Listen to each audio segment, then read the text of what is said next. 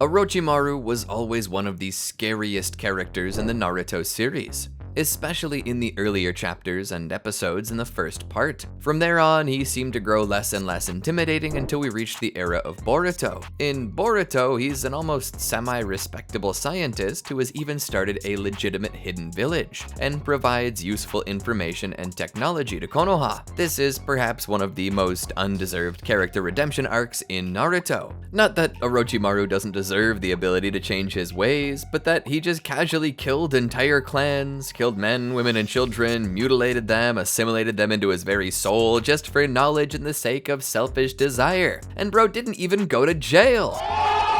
He should have been executed. It would have been like letting a certain political leader from the 40s go free just because he said, sorry, but I digress. As I was thinking about Orochimaru, I thought of something very scary about his obsession with Sasuke that goes beyond the surface level. He's obsessed with the minor feelings that we all cringe at when we're watching him, and I'd like to share with you.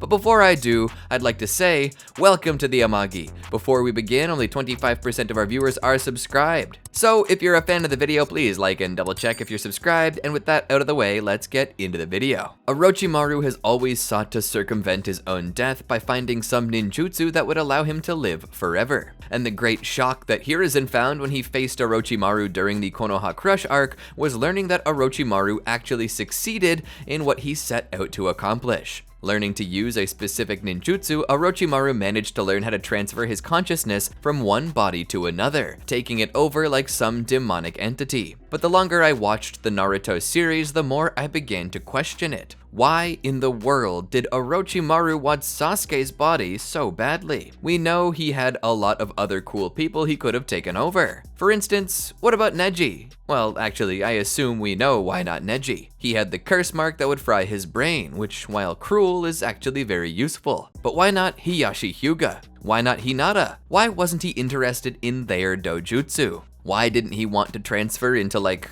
Gaara or literally anyone else? Frankly speaking, Sasuke was the bottom of the barrel. Naruto was really strong and even surpassed Sasuke, so why Sasuke? Well, I had many ideas that I thought could work. At first, I thought, well, maybe he just really wants the Sharingan. After all, the Sharingan is a dying Kekai Genkai. It only exists in the Uchiha clan, which is defunct, consisting of only 2 people during the time of the original series that we're focusing on. Well, maybe a bit more since Obito also existed, but my point remains. Only 2 visible members of the Uchiha clan existed at that time, so I had always assumed it was because of that. He wanted the Sharingan. But then I thought, why does he need Sasuke for that? One answer was that Orochimaru probably didn't want them activated all the time or didn't want the chakra drain on his body. But then again, with just absorbing someone of the Uzumaki clan, or by absorbing Shin Uchiha, or heck, even getting some Hashirama Senju cells, maybe that would work. But then I thought, maybe that wasn't what Orochimaru wanted. Perhaps he wanted Sasuke's body because only an Uchiha can awaken a Mangekyo Sharingan, and maybe Orochimaru wanted the Mangekyo Sharingan. But then we reach another issue. Orochimaru actually had access to some Mangekyo Sharingan. Let's not forget that Shin Uchiha existed well before the beginning of the Naruto series, and that prior to Orochimaru's defection, Danzo Shimura specifically asked Orochimaru to give him Shin Uchiha's arm, which Orochimaru gladly did. So if Orochimaru wanted Mangekyo Sharingan and the ability to make them, he had all that he needed for it through Shin. And if he needed more bodies like Shin's after Shin would begin to reject him, that is, if Shin's body rejected Orochimaru, as Shin's body doesn't seem to reject anything, then Orochimaru could simply clone multiple Shins and jump into their bodies. After all, they seemed to also have Mangekyo Sharingan. Orochimaru could mass produce clones, each with Sharingan and Mangekyo Sharingan.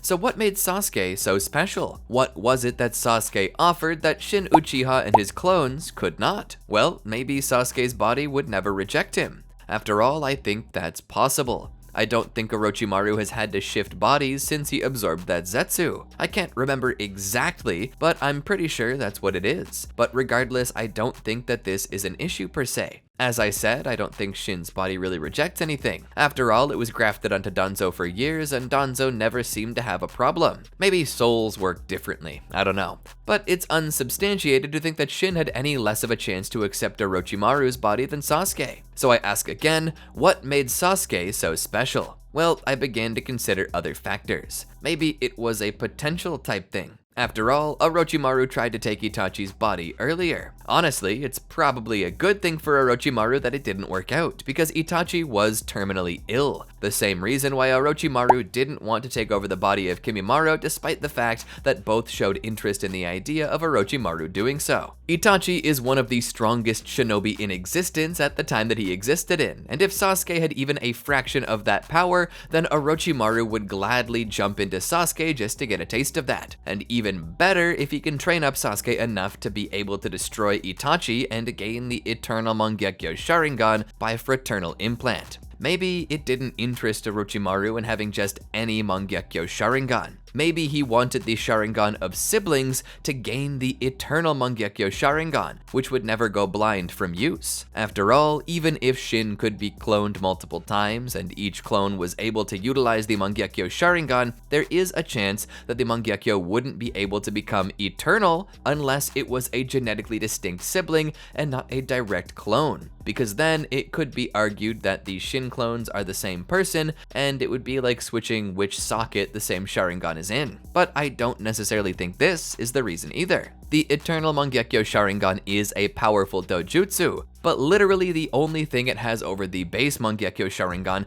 is that it never goes blind, and this weakness in the base Mangekyo can be circumvented in a number of ways, as shown by Obito, who essentially developed a Mangekyo Sharingan because he was comprised partially of Hashirama Senju cells. And Orochimaru had access to these kinds of cells. And even if he didn't know that the Hashirama Senju cells would stop him from going blind, he could still make a number of Shin clones, which meant that even if he did overuse his Mangekyo Sharingan, he could always just transplant the next set of Mangekyo into his own socket. And while that would be a hassle, it is a solution. And because of that, I don't understand what merits Orochimaru's obsession with Sasuke. But then it hit me. I think I know why Orochimaru wanted Sasuke so badly, and it's so much worse than we first realized. Orochimaru was in possession of many things that he probably shouldn't have been in possession of, and even after his death, we learn more about his experimentations through Kabuto. And among the things that Orochimaru possessed were not only cells from Hashirama Senju, but also DNA from Madara Uchiha, at least enough to be able to revive him through the impure world reincarnation. Or at least I think Orochimaru had that. It's possible that Kabuto discovered Madara's corpse after Orochimaru perished, but regardless, you might be able to see where I'm going with this. Orochimaru and Kabuto both had been doing many kinds of research, and among the many things that the two studied, they studied the Uchiha Stone tablet in the Naka Shrine. Despite not having the proper dojutsu, they were able to partially decipher it, and hypothesize about what might have been on it. Among the things the tablet teaches is how to obtain the Rinnegan. This was how Madara learned the course he was supposed to take, the Indra and Ashura incarnates. What I believe is that Orochimaru was searching for the Indra incarnate that would exist after Madara, and since there were only 2 Uchiha left that carried the blood of Madara, or so he thought, he likely narrowed down his search to them.